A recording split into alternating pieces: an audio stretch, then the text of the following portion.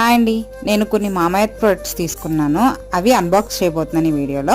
First వచ్చి నాకు Clovia coupon code ఒకటి వచ్చిందనమాట. 300 రూపీస్ ఆఫ్ అనమాట. అదేంటంటే 13.99 షాపింగ్ చేస్తే 300 ఆఫ్ అనే ఒక కూపెన్ వచ్చింది. నెక్స్ట్ మామాయత్ ప్రొడక్ట్స్ వచ్చి నేను soaps, body lotion, face wash తీసుకున్నాను అనమాట. సోప్స్ వచ్చి విటమిన్ సి తీసుకున్నాను అనమాట.